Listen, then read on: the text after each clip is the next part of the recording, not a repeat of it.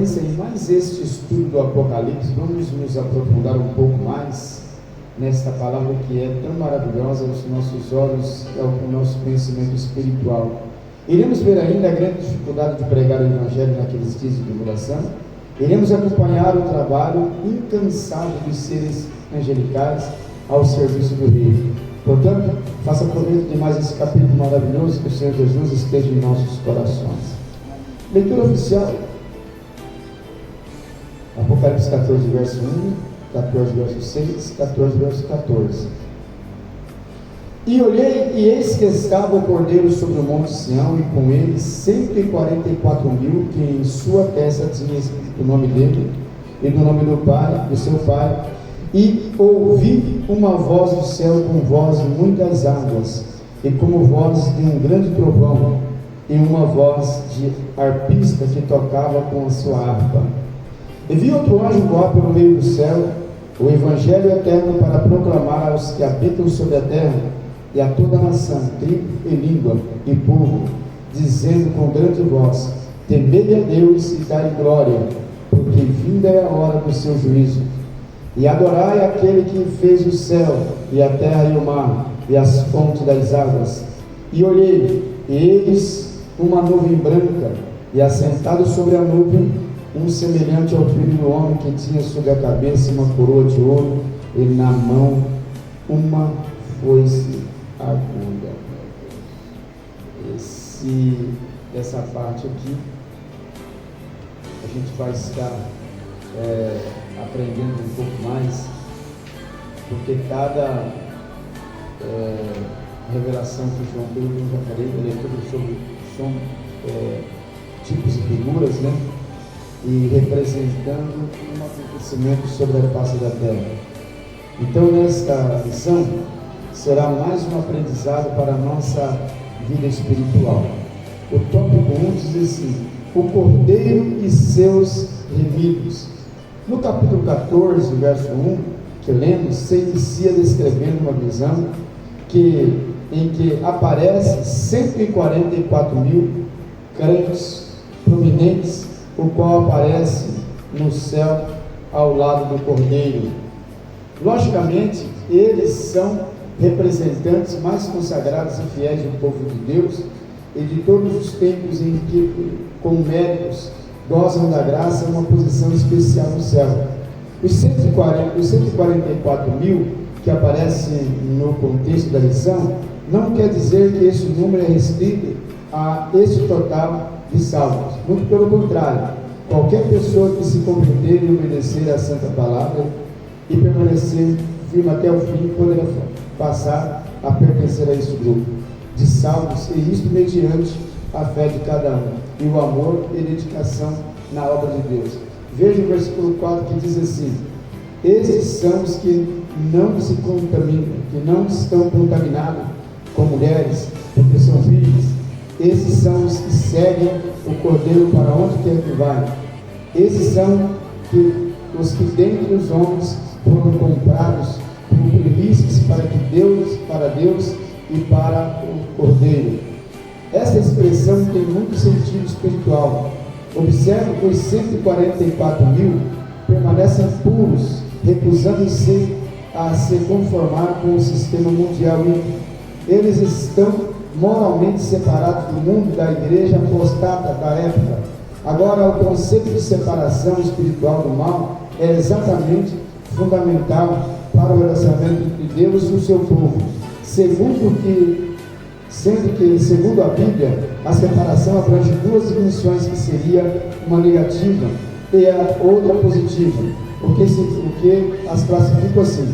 Primeiro, a separação moral e espiritual do pecado do mundo, ou seja, tudo que é contrário aos segmentos de Cristo, a justiça e a santa palavra de Deus. Segundo, estar ligado em Deus em uma estreita e íntima comunhão com Ele, segundo a dedicação e adoração e o trabalho a Ele tributado.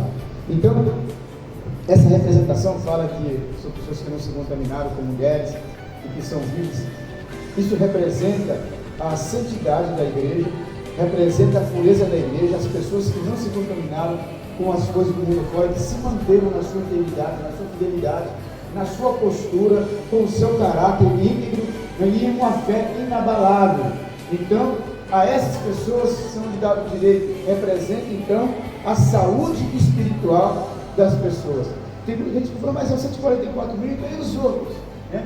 Inclusive, as Testemunhas de Jeová acreditam que morar no céu é só 144 mil, mais ninguém. Uma vez eu fui questionado por um deles, falando assim, e quem você acha que vai morar no céu? Eu falei, todos aqueles que permanecer firme até o fim, segundo a Bíblia, vão morar no céu. Poxa, então no céu vai caber tanta gente assim? Eu falei, só o Testemunho de Jeová que não. Ficou bravo comigo. Não, porque na minha Bíblia fala 144 mil. Eu falei, então, como Deus abriu a sua mente, né? Seus olhos, porque você está igual a pessoa da congregação, né? Que até hoje usa o véu, porque acredita que o véu purifica, né? Mas a Bíblia diz para aqueles que nasceram de novo, né? Purificar os seus pecados, então você tirará o véu. A mesma coisa é vocês, entendeu? Aí ele mandou sair da casa dele, que fiz isso com muita alegria, depois de ter falado da palavra, né? Então, eu classifiquei em duas partes essa narrativa, né? Desse relacionamento entre Deus e o seu povo, né? Que se aprende em duas dimensões, o qual a primeira eu coloquei que é a separação moral e espiritual do pecado do mundo, ou seja, tudo que é contrário aos segmentos de Cristo, a justiça e a sua palavra. Então, irmãos, porque quando você se mantém, hoje nós estamos aqui ministrando a palavra de Deus, mostrando qual é o caminho da verdade, o que você deve fazer para se manter puro. Então, eu tenho a opção de obedecer e de não obedecer, de fazer e não fazer, de seguir e não seguir. Acontece que quando eu tomo a opção de seguir e de fazer, né, de obedecer, então eu estou sendo enquadrado dentro desse contexto aqui, separação moral e espiritual do pecado e do mundo. E eu não sou obrigado a fazer isso, é por livre espontânea vontade, e isso porque dentro de mim tem que ter um desejo, tem que ter a vontade de eu querer fazer o que agrada a Deus. O que acontece na igreja hoje é que a igreja ela tem um responsável que Deus colocou na face da terra, chamado de anjo da igreja, para orientar e ensinar. O dever da igreja é ouvir, acatar, obedecer e fazer. Agora, também não é obrigado, porque o céu também só entra os remidos e lavados no sangue do Cordeiro. Então eu não tem como eu chegar no céu e falar assim, eu não fiz porque o fulano, eu não fiz porque eu fui meu pastor. Não vai ter como, certo? O livre-arbítrio é delegado a todo mundo, porém sabendo qual vai ser o resultado final, não é isso? Então, separação moral e espiritual do pecado e do mundo, ou seja, de tudo que é contrário aos segmentos, né, de Cristo, a justiça e a santa palavra. Aí a segunda que eu coloquei foi estar ligado em Deus em uma estreita e íntima comunhão com Ele, seguido da dedicação, adoração e trabalho aí tributado. Irmão, isso aqui é muito forte, porque veja só, estar ligado nele é uma coisa. Olha só, quanta coisa tem aqui nessa palavrinha. Talvez você lê, você não presta atenção. Tem que estar ligado, é o que diz João 14, ligado na videira. E eu, para mim, produzir alguma coisa, para mim ser obediente. Você presta atenção, quando você não obedece, você não está ligado nele, porque tudo que está ligado não tem como, certo? Um galho está ligado numa árvore, não tem como esse galho falar assim, eu não vou produzir, porque a árvore ela manda a seiva, ela manda o oxigênio para todos os galhos e ali vai ter que produzir, certo? Então não tem como não produzir. Uma vez que não produz, porque o galho então já não está mais ligado, morreu, cortou, quebrou, né? Então tem que estar ligado em Deus. Agora não basta só estar ligado, tem que estar ligado em uma estreita e íntima comunhão. O que quer dizer isso? Para mim estar ligado, eu tenho que estar realmente com a minha mente, o meu ouvido afinado para ouvir e fazer o que determina a palavra. Não, eu vou fazer aquilo que Deus está me falando.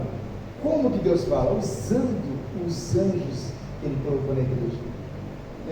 Eu já ouvi me falar assim, eu vou ficar obedecendo o comedor de feijão, não, entendeu? Igual eu sempre falo assim, então, se você não obedecer o comedor de feijão, você vai ter que obedecer o comedor de capim. Balaão ele passou por esse processo, não foi? Né? Ele não quis ouvir a Deus, Deus falou assim, você não me amaldiçoa o povo, porque o povo é meu. Não, mas entendeu?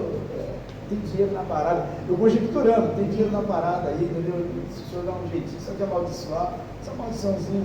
Balaão, você não vai fazer isso, porque eu não vou amaldiçoar meu povo. Mas Balaão falou assim, ó, deixa eu dar uma coisa, eu acho que vou jogar uma praguinha só para poder resolver o problema. Entendeu? Aí depois, mas no caminho o que aconteceu? Ele não ouviu a Deus. Aí a jumenta chegou uma hora e bateu uma pata na cara dele, falou assim, seu cardinho. Você já pensou, irmão? Você sabe? Né? Você está assim, de repente, E o problema é que ele ficou cego, né? Não, o bate-boca, entendeu? Foi longo, foi acalorado. Era a mesma coisa que ele está falando com a pessoa. Ele ficou tão cego que foi tremendo o bate-boca. Entendeu? E a jumenta sem carpada na cara dele, ó. Por acaso, já fiz isso alguma vez com você? Ele, não, claro que não, você nunca fez, entendeu? Não, mas agora você está fazendo. Não, mas é porque você está me batendo. Não, mas você não está fazendo o que eu estou mandando, Se você estivesse vendo o que eu estou vendo. Olha aí, conversa. Se eles ficam só vendo o jumento aí, meu Deus. Entendeu? Eu prefiro não te obedecer do que cair na espada. Se eu fizer o que você está mandando, eu vou ser despedaçado. Aí que Balaão foi olhar e viu, entendeu? Então, se você não obedece a Deus e a quem Deus colocou para te orientar, tu vai ouvir animal, tu vai ouvir o cachorro, tu vai ouvir um bode, tu vai ouvir um cavalo, né? Ou não. Então, tem que estar numa estreita e íntima comunhão. Essa estreita e íntima comunhão quer dizer isso. É você respeitar, obedecer, fazer. É você sentir desejo de estar sempre com Ele, de estar falando com Ele, sentir a presença dele. Seguido da dedicação. Além de tudo isso, você tem que ser dedicado. Por exemplo, lá no meu trabalho, para mim ser um bom funcionário, eu tenho que estar ligado na empresa. Isso. Eu tenho que estar com a minha amizade afinada com o meu supervisor. E já pensou se eu fizer de pé de guerra com ele? Ele vai me mandar embora. Então eu tenho que estar numa estreita de uma amizade com ele, né? E tem que ser dedicado. Olha só quanta coisa tem aqui nessa coisa. Eu tenho que ser dedicado. Porque se eu não for dedicado, ele vai falar assim, ó, Sérgio, é preciso que seja dedicado. O que a gente manda fazer, faz. Entendeu? Ver as coisas para fazer, faz, sem precisar estar mandando, né? Seguido da dedicação, a adoração. Só chega na igreja, aí está lá, eu vou mudar e sai Satanás, está assim.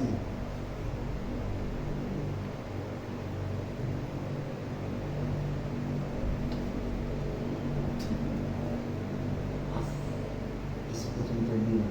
Que balada. Não, você tem que estar na adoração. Glória.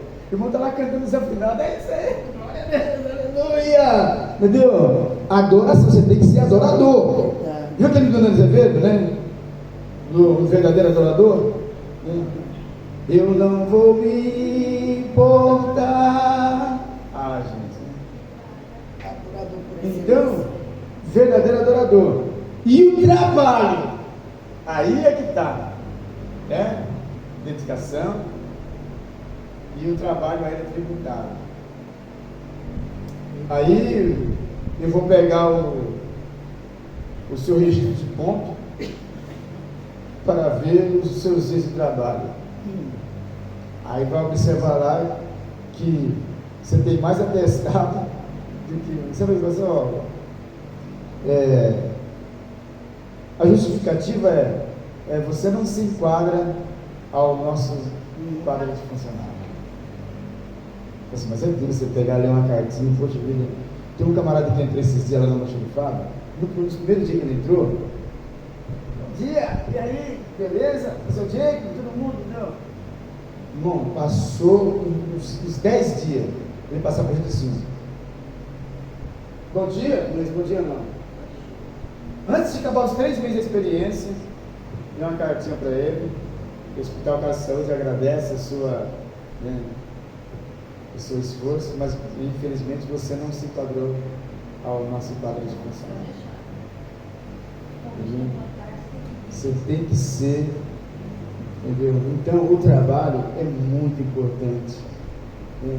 Eu tenho que mostrar o meu trabalho. A minha função aqui é ensinar vocês isso, porque lá naquele dia não vai ter nem credo nem Ave Maria, não tem purgatório, não tem, entendeu? Não, eu vou ali, entendeu? Depois eu volto, preciso ir no banheiro, não tem nada disso não. Para ser realmente separado, temos que ser moralmente inculpáveis para o dia do Senhor. Mas isso aqui é forte demais. Para sermos realmente separados, temos que ser moralmente inculpáveis para o dia do Senhor. Então, isso aqui é para você chegar em casa, sabe, meditar, remoer e ver onde você está falhando e falar: Senhor, eu vou melhorar nisso aqui, mas vou melhorar, mas não vai ser pouco não, vou melhorar e vai ser muito. Eu vou dar orgulho para o Senhor, eu vou encher seus olhos de orgulho, porque a partir de hoje eu vou ser coisado. A gente tem que chamar a atenção de Deus. Essa lição é maravilhosa para você que está nos acompanhando aí pela internet. É coisa fantástica. Então analise o que você está fazendo, o teu trabalho, né? O teu desempenho, né? A tua estreita e íntima comunhão com Deus é muito importante. Segundo tópico, um anjo com um evangelho eterno. No versículo 6, temos a descrição de um anjo que aparece voando no céu e tinha consigo o evangelho eterno. Isto é, durante a segunda metade da tribulação, o evangelho de Cristo será proclamado por um anjo ou anjos ao mundo inteiro, advertindo com poder e firmeza. Isto será um alerta à humanidade para temer a Deus e dar glória e o adorá-lo. Só fazer uma pausa aqui, irmãos. De novo, você pode ver que em todo o contexto, até mesmo na tribulação, a ordem é adorar. Então não dá para me chegar na igreja enfesado e virado com alguma coisa, certo? Porque o meu chinelo quebrou, porque ali eu ralei o joelho, por isso eu não vou dar glória. A adoração ela tem que ser dedicada, ela tem que ser constante. Para isso nós fomos chamados, irmãos. O ser humano, para vocês terem uma ideia do que eu estou falando, o ser humano, ele não foi criado para nenhum outro propósito a não ser para adorar a Deus. Só para isso. Só para adorar a Deus. Se você fala assim: eu não vou fazer isso, você não serve. Literalmente você não serve. Por isso que a Bíblia fala que o adorador ele tem que estar ligado, e tem que estar revestido, e tem que estar cheio de Deus, porque é só isso que faz ele. Esse dia eu ministrei aqui falando assim, que a pessoa só dá glória na igreja se ele tiver Espírito de Deus. Se não tiver, ele vai chegar a sentar e vai ficar ali, certo? Parecendo uma estátua, porque ele não tem aquilo que motiva. O carro anda por causa da gasolina. Sem gasolina ele fica lá parado. Um carro bonito, tudo, mas sem gasolina nada. A mesma coisa é o crente, sem o Espírito Santo. Entendeu? Adorá-lo e não o anticristo. Já o versículo 8, desta maneira, desta mesma leitura que fora feita, mostra outro anjo que dizia: caiu Babilônia. Esta Babilônia que se refere o anjo representa o sistema mundial político e religioso e comercial do mundo inteiro, o qual seria nos tempos do fim. O versículo 9 e 10 aparece outro anjo fazendo um alerta de suma e extrema importância, dizendo: se alguém adorar a besta e a sua imagem e receber o sinal na testa ou na mão, também em tal beberá do vinho da ira de Deus, que se deitou, não misturado no cálice de sua ira, e será atormentado com fogo e enxofre diante dos santos anjos e diante do Cordeiro. Para aqueles que sabem, falam assim: não, eu vou dar assim, não, eu vou morrer de fome, eu vou dar assim, não, eu vou morrer filho da espada. Mas meu amigo, você vai morrer de qualquer jeito. Agora, é melhor escolher a primeira opção, morrer com Cristo, porque você vai viver eternamente. do que morrer pela segunda opção, porque adorou a besta, não é isso? Então, não tem escapatória, né? Então, se alguém adorar, esse anjo ele saiu proclamando, dizendo esta ênfase: se alguém adorar a besta, já era, né? E isso é bem claro: aqueles que adoraram a besta e receberam o sinal confirmarão seus destinos próprios e ainda sofrerão julgamentos divinos e serão grandemente atormentados para todo sempre. Vale lembrar que naqueles dias quem quiser comprar ou vender terá de adorar a besta e ter o sinal na testa ou na mão. Veja Apocalipse 3, 16 e 17. E faz que todos pequenos e grandes, ricos, pobres, livres, servos, lhes sejam postos um sinal na mão direita ou na testa. Quer dizer, a recusa ela tem que ser insistente, mas aí se você recusar, cai no fio da espada, mas não vai ser morte assim, sabe, simples. Exatamente, entendeu? Vai fazer de tudo, eles vão fazer de tudo para você negar, porque quanto maior é o número de pessoas que eles conseguirem, né? O diabo ele considera como um triunfo, eles tirar as almas de Deus, né? Não sei se você já ouviu falar de um menino, um moço, que está sendo comentado aí, é um príncipe, ele é turco, né? Do Oriente Médio, ele é turco, ele é o único filho do Alá IV. E esse camarada, ele tá todo mundo, o mundo inteiro onde ele passa, é uma reverência total a ele. Então ninguém sabe. Então já estão comentando, um comentário que ele possivelmente é a pessoa que está sendo preparada. Pensa um menino novo, com a carinha uns 18 anos mais ou menos, já viu, né? Uns 18 anos mais ou menos, mas se pensa numa pessoa de um semblante estranho, de um semblante assim, sabe? Se você olhar para ele, todo mundo reverenciando, o mundo inteiro acreditando na potência desse garoto, certo? E acreditando ser ele que vai estar assumindo um novo governo, né? Não se sabe, meramente comentários, mas a gente sabe que essa pessoa está sendo preparada, ele está, se é esse menino ou não, ele foi criado assim como Jesus foi gerado no ventre. O diabo ele copia tudo, né? Deus aceitava o holocausto, ele aceita a macumba, é isso? Você vai oferecer sacrifício para ele, entendeu? Né?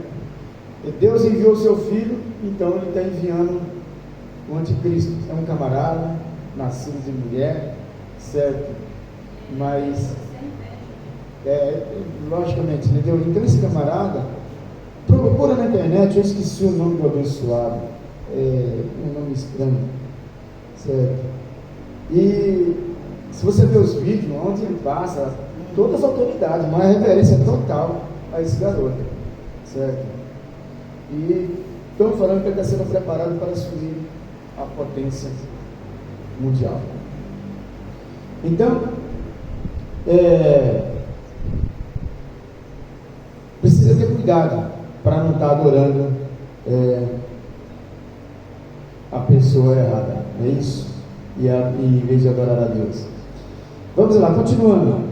E isto é bem claro: aqueles que adoraram a besta e receberam um sinal, confirmarão seu destino próprio e ainda sofrerão julgamento divino e serão grandemente atormentados para todos sempre. Vale lembrar que naqueles dias, quem quiser comprar ou vender terá de adorar a besta e ter um sinal na testa ou na mão. E faz que todos pequenos, grandes, ricos, pobres, livres, servos, seja posto um sinal na mão direita ou na testa, para que ninguém possa comprar ou vender, senão aqueles que tiveram o sinal ou o nome da besta ou o número da besta. Esse sinal seria semelhante a um código de barra que hoje vemos nos produtos do supermercado, e que o Senhor possa ter misericórdia de nós. Amém? Glória a Deus. A paciência dos santos. No versículo 12, narra a paciência dos santos e sua fé em Jesus. É importante lembrar que os santos devem manter-se puros e guardar a palavra de Deus e manter esta fé viva em Jesus. E devido a esta lealdade, muitos serão mortos, mas é bom saber que essa perseguição resultará em bênção, e os que permanecerem firmes ganharão o céu de luz.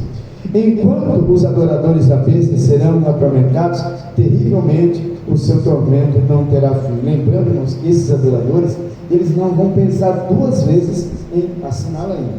Não vou passar fome não. Eles vão acreditar na excelência, né, na grandeza. Não vou falar excelência, que é um grande pecado, né? Mas na grandeza, no poder desse homem, né? Ele vai falar assim, não, né, Chico, tem que adorar esse homem aí, é digno de beijar os pés dele, entendeu? Lavar o sapato dele. Né? Então, o seu trabalho não terá fim. O versículo 13 chama bem-aventurados que morrem por amor a Deus e a sua palavra. Os que morrem pela fé e por amor a Cristo, durante os dias da tribulação, serão especialmente abençoados e serão livres da perseguição, dos suplícios e do tormento, para sempre estará com Cristo. Glórias a Deus. Então, vale muito a pena sofrer. Tópico 4. A ceifa e a vítima. Temos no capítulo 14, versículo 14, algo que me chama a atenção. Observe. E olhei, e eis uma nuvem branca, e assentado sobre a nuvem, semelhante ao Filho do Homem, que tinha sobre a cabeça uma coroa de ouro, e na mão uma foice aguda. Entendo que este alguém, semelhante ao Filho do Homem, seria a figura de Cristo, que estaria pronto o julgamento naquele mundo já maduro na corrupção, visto que a foice simboliza o juízo e o julgamento divino. Agora leia Apocalipse 14, versículo 20. Em seguida, se observar no 19, um anjo usando uma foice a terra e colheu as uvas da vinha que estavam sobre a terra, e depois lançou a ira de Deus no que sobrou sobre a terra. Quer dizer, o que foi bom, eis a colheita, colheu-se o que era bom, os que não eram, depois foi lançado fogo. Não é isso? Isso quer dizer que foram retirados os crentes fiéis da terra para que não sofressem juntamente com os ímpios e a ira de Deus. Observe a expressão, o que sobrou.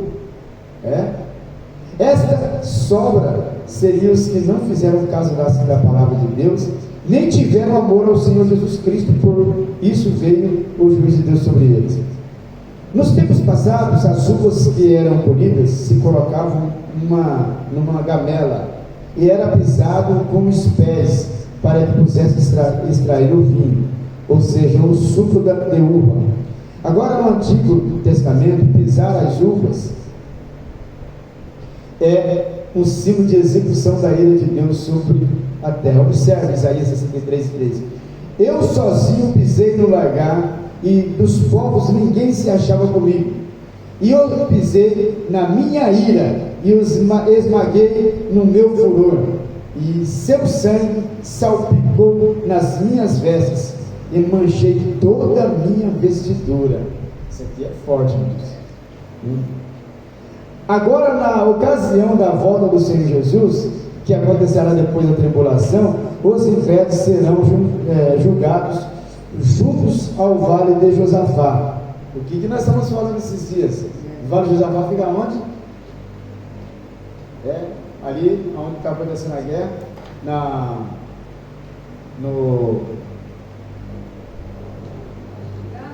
faixa de Gaza, não é isso? Josafá fica ali. Isso. E depois serão julgados, serão executados. Observe Mateus 13, 40 para 42. Assim como o joio é colhido e queimado no fogo, será na consumação desse mundo. Mandará o Filho do Homem seus anjos, e eles colherão o seu reino, colherão do seu reino tudo o que causa escândalo, e os que cometem impiedade lançar-se-ão na fornalha de fogo. Ali haverá pranto e ranger de dentes. Acontecerá uma grande matança nos últimos dias da tribulação, pois trata-se da batalha do Armagedão. ninguém ficará impune no grande e terrível dia do Senhor. Irmãos, lutemos para escapar com todas as nossas forças. Eu sempre costumo dizer assim: olha, seja mais forte do que a tua melhor desculpa. Seja mais forte do que a tua melhor desculpa. Lute por você mesmo. Conclusão: o que acabamos de ler nesse estudo mostra com clareza o juízo de Deus sobre a terra. A humanidade jamais viu tão grande juízo. Será o acerto de contas de Deus com o homem que rebelou contra a sua palavra, e a sentença de Satanás, onde ele será para sempre julgado. Amém? Que Deus possa ter misericórdia de nós, e que possamos ganhar o maior proveito. E, irmãos, não esquecer disso, colocar em prática. Amém? Glória a Deus. Que Deus possa estar abençoando cada um dos irmãos. Vamos para o questionário?